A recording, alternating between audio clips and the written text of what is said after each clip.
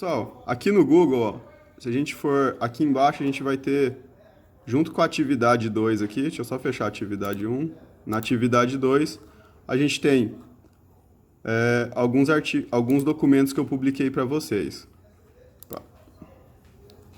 Então, aqui a gente vai ter a atividade 2, que é para a gente converter, e vai ter o link lá para o Google Sala de Aula, onde vai ter os documentos em anexo lá para a gente ver.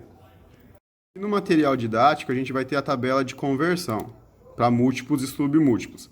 Tem um vídeo explicando como é que usa e eu vou fazer mais um vídeo aqui explicando para vocês como é que utiliza essa tabela. Vou abrir a tabela aqui.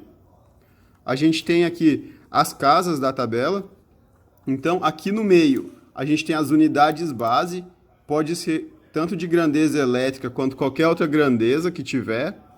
Quando a gente vem para o lado direito, a gente vem diminuindo. E quando vai para o lado esquerdo, a gente vai aumentando as casas. Estava falando, a gente para o lado esquerdo, a gente aumenta a grandeza nesse canto de cá. E para o lado direito, a gente diminui a grandeza. Então, vou dar um exemplo aqui, vou desenhar aqui um exemplo para a gente estar convertendo. Pessoal, vamos escolher aqui a letra D, que é 60,020 watts. Vamos escrever na unidade base, 60,020 watts, e vamos andar ela de watts para miliwatts, para o lado direito. Então, a gente vai andar com a vírgula uma, duas, três casas.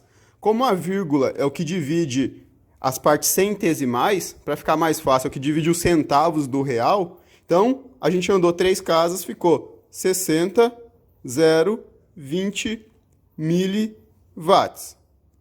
Unidade aqui para a gente testar, a letra M, 10 microvolts para milivolts. Então, a gente vai desenhar aqui, ó, na casa, vai ser a unidade base, o volt, e a gente vai desenhar aqui, ó, não é 10 microvolts na casa do micro. Então, o 10 vai ficar na casa das dezenas. Aqui a gente tem centena, dezena, unidade. Então, a gente vai ter aqui, ó, 10 microvolts.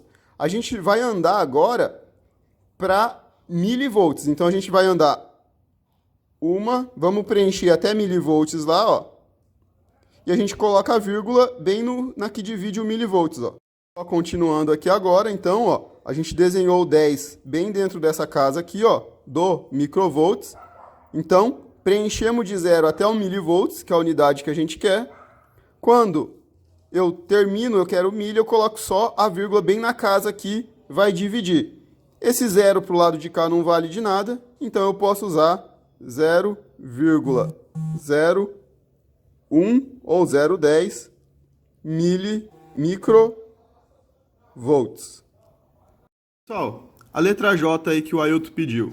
A gente tem 20,2 picofaraday para milifaraday. Então a gente vem aqui, ó. O pico tá bem aqui, não tá? Então é 20. O 20 não é dezena, então é 20. 2. Unidade 0,2. A gente vai ter que andar até o milifaraday, que tá bem aqui, ó, o mili. Então a gente vai completar todos os zeros faltantes. Continuando aqui, ó. Vamos completar com 0 até chegar lá na onde a gente quer, que é o milifarad.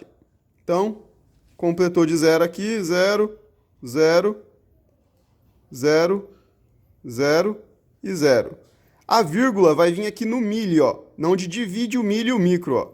Então, bem aqui. Essa outra vírgula aqui, a gente pode tirar ela. Então, a resposta vai ser aqui, ó, para a gente colocar certinho 0, vírgula. 3 casas do micro, ó, 1, 2, 3. 3 casas do nano, 1, 2, 3. E o número que a gente tinha, o primeiro 0 da centena do pico. E aqui, ó, o 2, 0, 0, 2, 0, que é desse 0 aqui. E o 2 aqui no final, que faltou no outro vídeo. Milifaraday. Então, a gente acabou de converter do 20,2 picofaraday para 0,000000202 milifaraday. Pessoal, mais uma dica aqui. Sempre que a gente tiver com as unidades que aumentam o valor, por exemplo, mega, quilo, o próprio giga, o tera, as letras são maiúsculas. Quando a gente estiver com as unidades que diminuem o valor, as letras são minúsculas. Então, cuidado para não confundir o mili com o mega. Tudo bem? O último aqui, vamos pegar o 89.9 mega-ohms para reforçar essa ideia do mega. Então, a gente tem o mega aqui, vamos digitar aqui, ó, 89, dezena unidade, vírgula, 9 mega, perdão, pessoal, 88,9 mega-ohm. Completa com 0 até a unidade base que ele quer, que é o ohm, mais 3 zeros aqui, e a gente coloca a vírgula na última casa depois da unidade que a gente está buscando. No caso, é a base, que é o ohm, né? Então, aqui é o ohm. Então, a vírgula ficou aqui, é só a gente tirar aquela outra vírgula, então ficou 88,900 mais 3 zeros ohms. Exercício 3. Vocês vão ler os valores dos capacitores. Aqui, ó, tá em microfaraday, então são 1000 microfarads. Vamos converter o primeiro aqui, ó.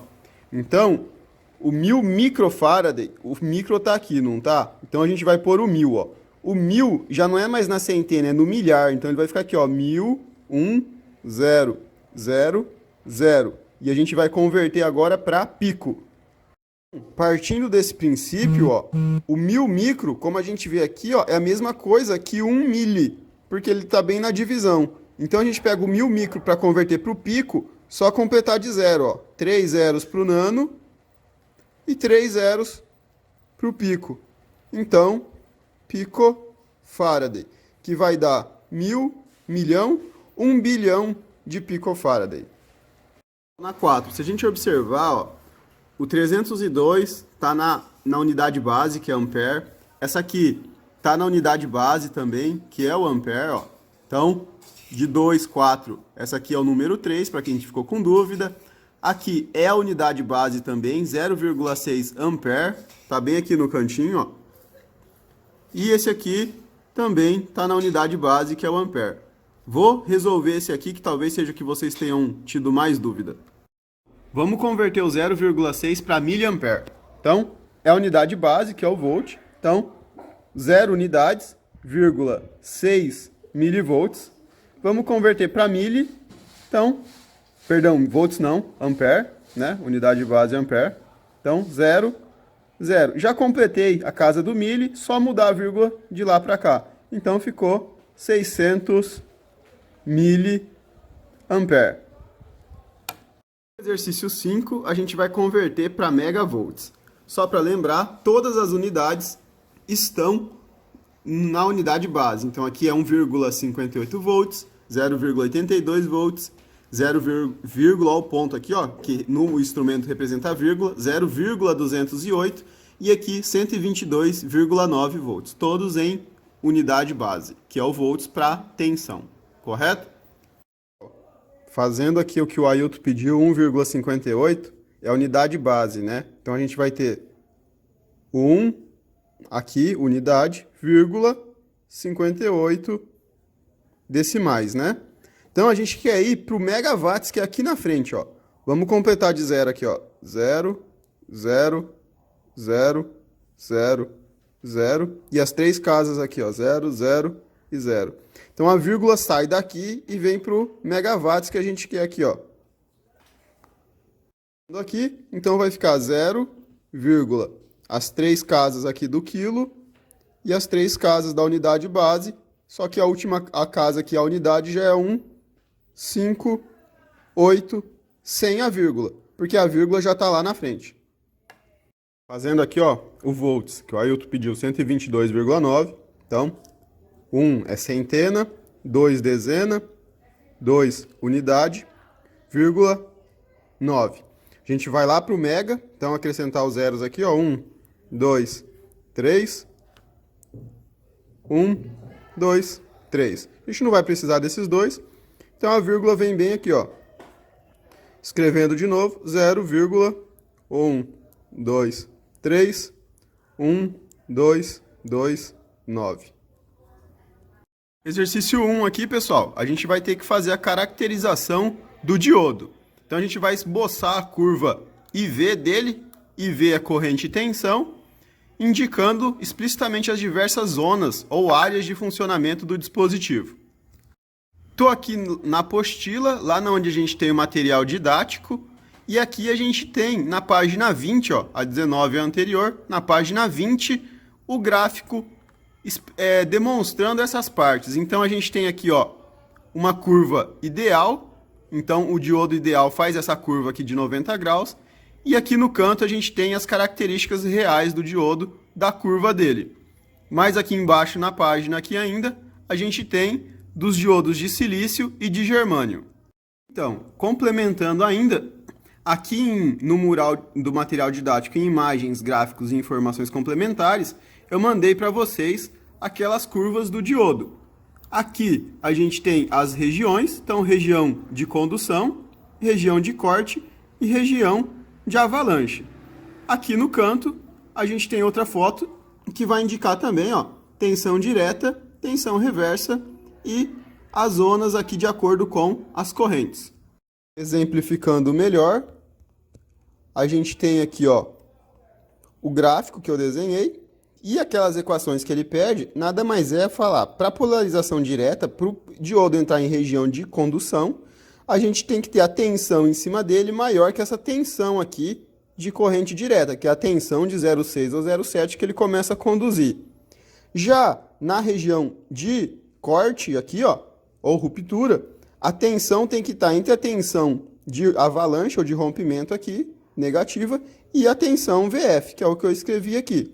E a tensão de avalanche tem que ser menor que essa tensão aqui. Para reforçar, a tensão tem que ser menor que a tensão VBR, porque a gente está na parte negativa, né? Então ele cresce em módulo, né? Cresce negativo, então ele vai ficando cada vez menor. E aqui, então, a gente fala que a tensão tem que ser menor que VBR. Aqui, a tensão tem que ser maior que VBR e menor que VF. E do lado de cá, a tensão tem que ser maior que VF.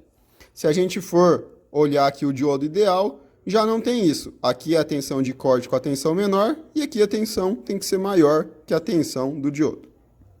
Pessoal, aqui na apostila ainda, a partir da página 25, a gente tem uma descrição do datasheet ou folha de dados. Então ele vai dar uma descrição aqui dos termos do diodo. Então, para quem quiser explorar um pouco mais, aqui ele traz as abreviaturas em inglês, os valores do 1N60, e aqui ele traduz para a gente e indica o que é cada uma das variáveis.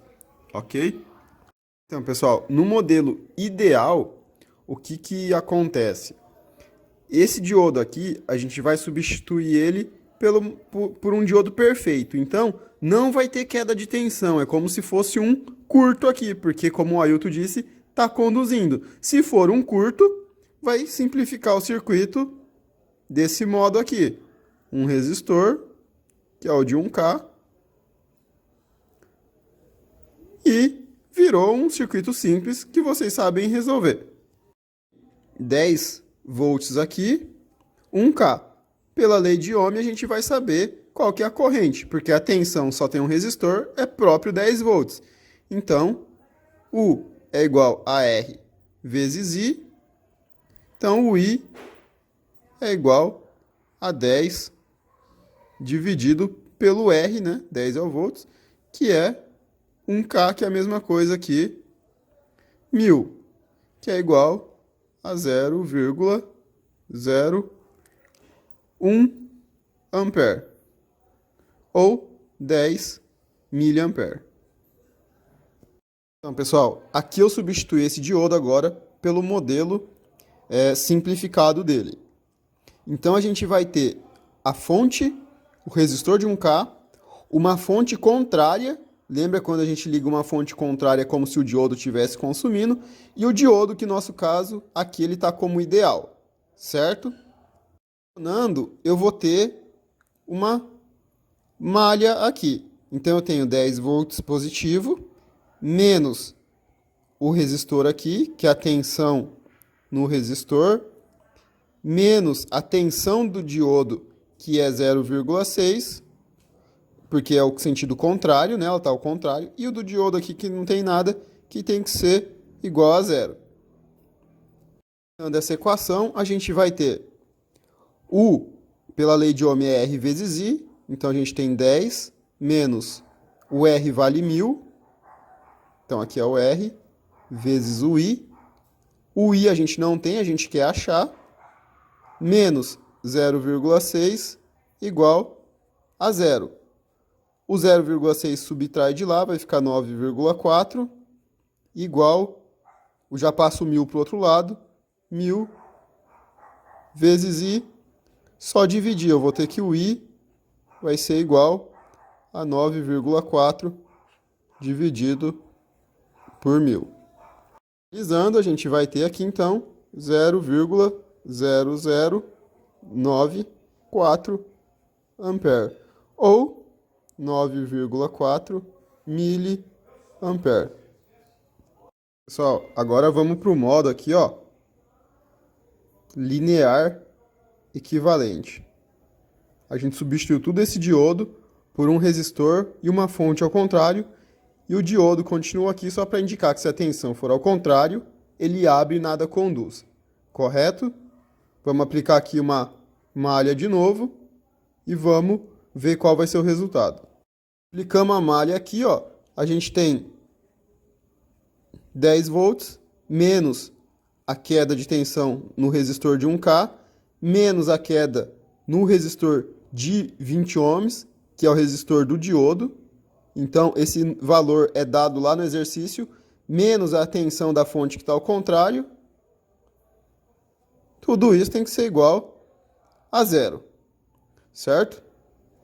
Equacionamento que a gente já fez um monte de vezes, 10 menos o resistor vale 1K, então 1000 vezes I, né? Porque a tensão pela lei de Ohm é R vezes I, menos o aqui que vale 20, vezes a corrente é a mesma, ó, não tem outra malha, então é a mesma corrente que passa em todo o circuito, então é o mesmo I menos 0,6 igual a zero. Então a gente vai ter aqui, ó, o menos 0,6 menos o 10 vai dar 9,4, menos 1000 menos 20 menos 1020, vezes I, os dois é I, então posso somar os dois, igual a zero. Passando o 1020 para o outro lado, eu tenho que o I é igual a 9,4, o 1020 estava aqui do lado do I, ele passa, está multiplicando, vai passar dividindo, 1020. Aqui então, esse resultado vai dar 0,0092, aproximado, né? Que é a mesma coisa que 9,2 miliampere aqui e ampere aqui do lado. Pessoal, agora no 2.2 ele pede para traçar com base no modelo de diodo ideal a curva VI e V0. No ponto 1, V0 é essa tensão em cima do diodo, ela é a saída. Então, não importa qual tensão eu tenho aqui acima de 0 volts, a tensão aqui vai ser zero, porque ele funciona como um curto-circuito. Então, a minha tensão VI, que é de entrada, ela vai subir e a minha tensão V0 vai continuar zero. Não ficou zero aqui certinho, mas é zero. Então, pessoal, observando aqui agora o 2.2, né? No modelo B, quem vai ser o V0 é o resistor. Então, vai ser como o gráfico do nosso laboratório de resistor.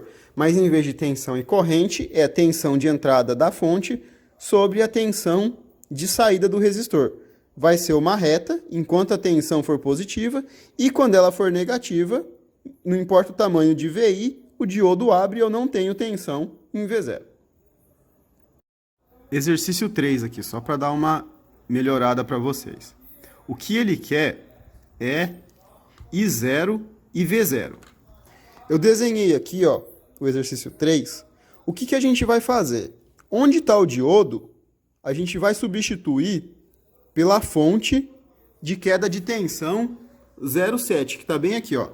Então, aqui a gente põe uma fonte ao contrário do diodo, com 0,7, e aqui também a gente põe uma fonte ao contrário com 0,7 de queda.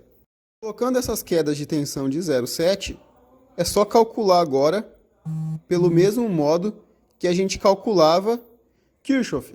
Se acontecer de ter uma corrente que vai contra o diodo, ele vai estar aberto, então a gente considera ele um diodo aberto e calcula agora sem considerar o diodo. Uma dica: simulem no Falstad antes para saber se tem ou não corrente nesse diodo, vocês evitam o trabalho. Exercício 4, como ele não fala nada e ele quer que calcule os valores de tensão e corrente em cada um dos componentes do circuito, a gente vai considerar os diodos todos como ideal.